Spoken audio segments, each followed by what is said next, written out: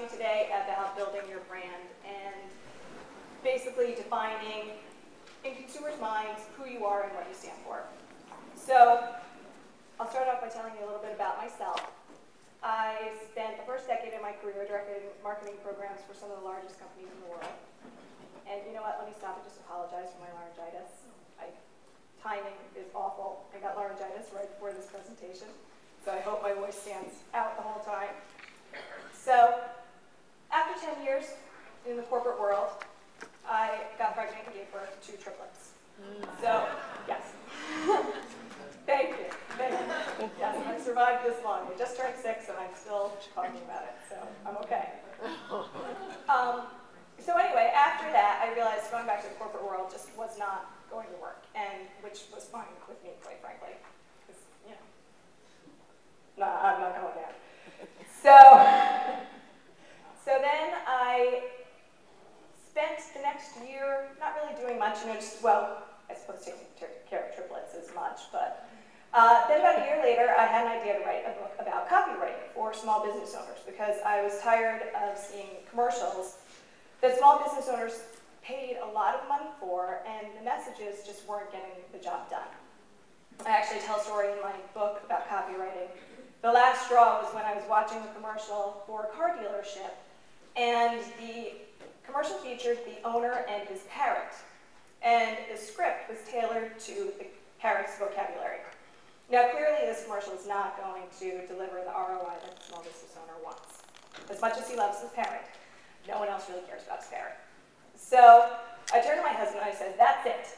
I'm writing a book about, actually it was going to originally be an article, and then I decided to make it a book, about copywriting, giving the steps and rules that people with no copywriting, no marketing background can follow to be able to craft compelling copy. Because let's face it, you can't afford, if you can, fantastic, but most small business owners can't afford an expert copywriter to help them.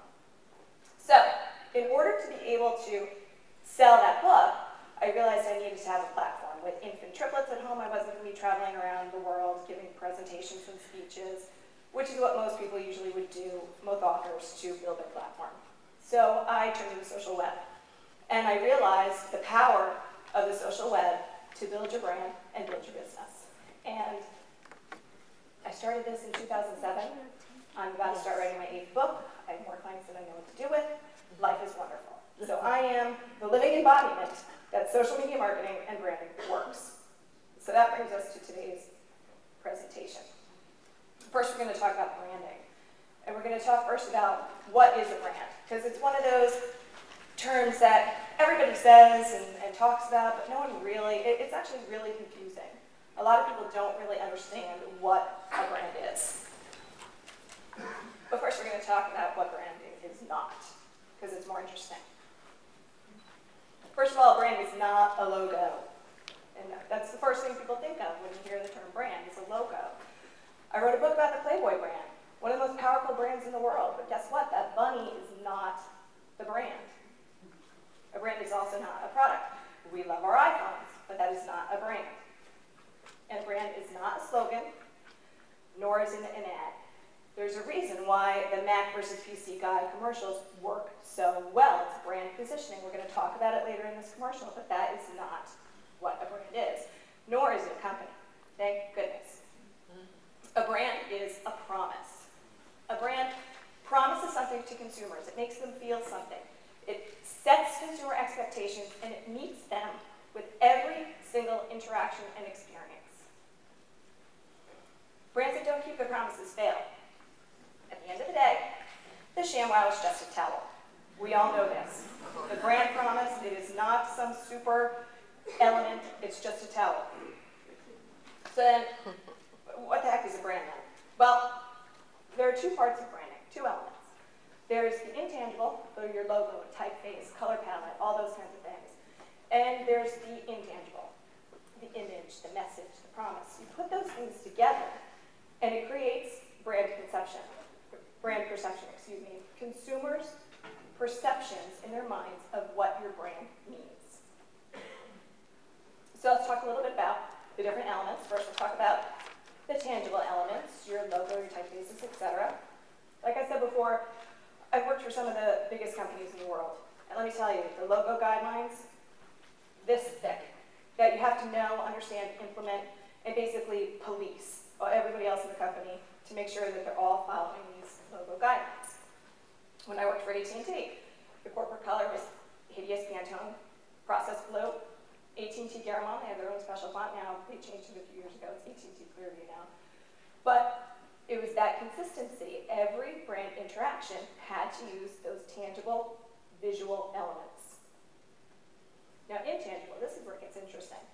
The intangible elements are things that people indirectly attribute to the brand.